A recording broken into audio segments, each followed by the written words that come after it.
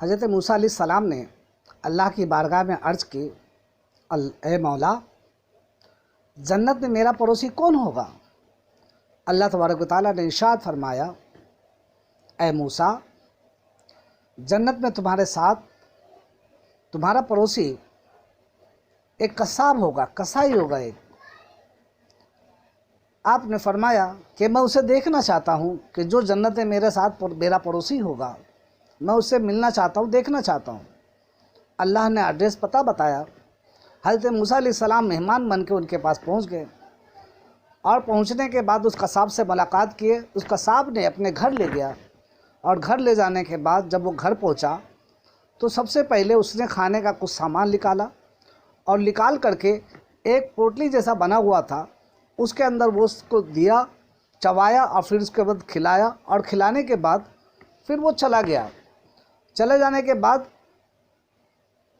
موسیٰ علیہ السلام نے آپ قریب پہنچے اور دیکھا کہ اس کے اندر ایک بوڑھی ضعیف عورت ہے، اور وہ یہ دعا کر رہی ہے کہ مولا، میرے بیٹے کو جنت میں موسیٰ علیہ السلام کا پڑوس بنانا۔ آپ نے اس پٹلی کو دیکھا، اور بڑھیا نے آپ کو دیکھی۔ اس کے بعد اس بڑھیا کا انتقال ہو گیا۔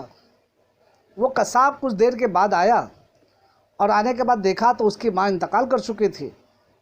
اس نے حضرت موسیٰ علیہ السلام سے پوچھا کہ کیا آپ موسیٰ علیہ السلام ہو؟ فرمایا، تمہیں کیسے معلوم؟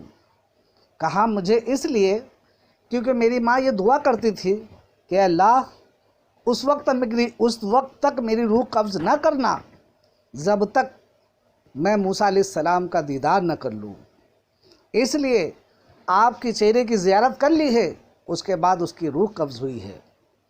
فرمایا، اور کیا کہتی تھی؟ کہا، میری ماں دعا کرتی تھی کہ اے مولا، میرے بیٹے کو حضرت موسیٰ علیہ السلام کے ساتھ جنت میں ان کا پڑوس بنانا۔ آپ نے فرمایا، اے نوجوان، تیری دعا قبول ہو گئی، تو جنت میں میرا پڑوسی رہے گا، تیری دعا قبول ہو گئی۔ لیکن تو نے اپنی ماں کے ساتھ کیا خدمت کی؟ فرمایا، میں اپنی ماں کو اس کو کچھ چبانے نہیں آتا تھا، میں اپنے منہ میں نوالا لے کر کے چبا کر کے اس کو کھلاتا تھا، اور اس کے بعد جب جا کر کے میں کھاتا تھا۔ یہ خدمت میں نے ماں کی ہے۔ پیارے پیارے محترم اسلامی بھائیوں، آج ہمارا حال کیا ہے؟ آج ماں باپ کو ہم کچھ سمجھتے نہیں ہیں، ماں باپ کی کوئی قدر ہی نہیں کرتے۔ ماں باپ کھا رہے یا نہیں کھا رہے کوئی معلوم نہیں، پی رہے یا نہیں پی رہے ان کو کوئی مطلب نہیں ہے، ماں باپ کی کیسی استھتی ہے ان کو کوئی مطلب نہیں ہے، بیمار ہے، دوا کی ضرورت ہے، کوئی مطلب نہیں ہے۔ ماں باپ کو راضی کر لو، ماں باپ کی خدمت کر لو۔